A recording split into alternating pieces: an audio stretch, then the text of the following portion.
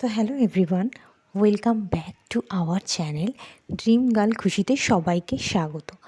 আজ আমি একটা স্কিন কেয়ার রুটিনের ভিডিও নিয়ে এসেছি। নর্মাল স্কিন কেয়ার রুটিন যেরকম হয় সেরকমই। ফার্স্টে আমি স্কিনটাকে ক্লিন করে এসেছি, তোমরা দেখতেই পাচ্ছ।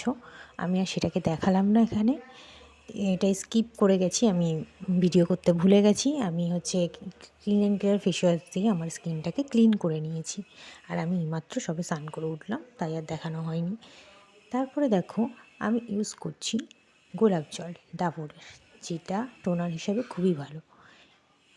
এটা মুখে মাখার পর কিছুক্ষণের জন্য স্কিনে ছেড়ে দিতে হবে। এটা ছেড়ে দেওয়ার ফলে এটা শুকিয়ে গেলে তারপরে আপনারা ইউজ করতে পারেন আন্ডার রেটেড সিরাম। এটা স্যালিসাইলিক অ্যাসিড সিরাম, যেটা আমার স্কিনের জন্য খুবই ভালো।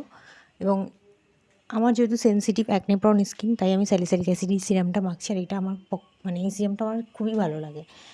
এক্স্যাক্টলি আমার মুখে যে ব্রণটা ছিল সেই ব্রণটাকে অনেকটা কমিয়ে দিয়েছে। তোমরা দেখতেই পাচ্ছ, আমি দেখাচ্ছি।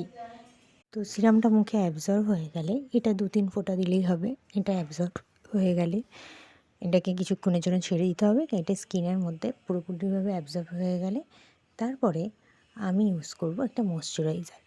আমি সাধারণত নর্মাল নিভিয়া ডাইরেক্ট মুখে লাগাই না। ময়শ্চারাইজার হিসেবে আমার নিভিয়া ময়শ্চারাইজারটা খুব ভালো লাগে, কিন্তু আমি ডাইরেক্ট লাগাই না। তাই আমি এর সাথে নিয়েছি অ্যালোভেরা জেল। অনেকেই বলবে অ্যালোভেরা জেল মুখে দিনের বেলায় লাগায় নাকি? না, লাগায় না। আমি যেহেতু কোথাও যাচ্ছি না, তাই অ্যালোভেরা জেল, তার সঙ্গে নিয়েছি একটু নিভিয়া ময়শ্চারাইজার, আর দেখো একটু গোলাপ জল। এই দুটোকে মিক্সড করে আমি একটা ক্রিম বেস বানিয়ে নিয়েছি।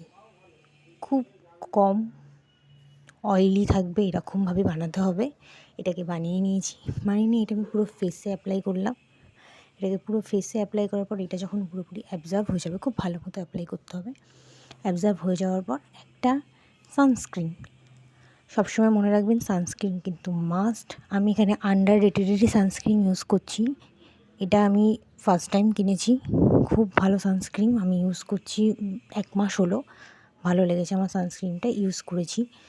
তো আন্ডার রেটেড এই সানস্ক্রিনটা খুবই ভালো। আমি মুখে এটা লাগাচ্ছি, তোমরা দেখো, দেখবে একটা ডিউই ফিনিশ দেবে, একটা গ্লো থাকবে মুখটার মধ্যে। এটার মধ্যে যেহেতু ভিটামিন সি আছে, আমি দেখিয়ে দিচ্ছি, বারবার করে দেখিয়ে দিয়েছি ওখানে। এটা কিন্তু SPF 50 প্লাস প্লাস প্লাস, তোমরা দেখতেই পাচ্ছ। এটা কিন্তু ভিটামিন সি আছে।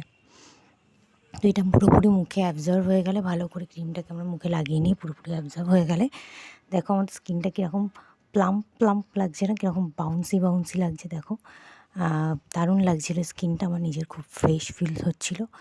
এবার পুরোটা আমার স্কিনে অ্যাবজর্ব হয়ে গেছে। এবার আমি পুরো নর্মাল আমার নো মেকআপ লুক, একটা ডেলি বেসিস রুটিনে যে আমরা স্কিন কেয়ারটা করি, সেটা আমি কিন্তু এখানে তুলে ধরেছি।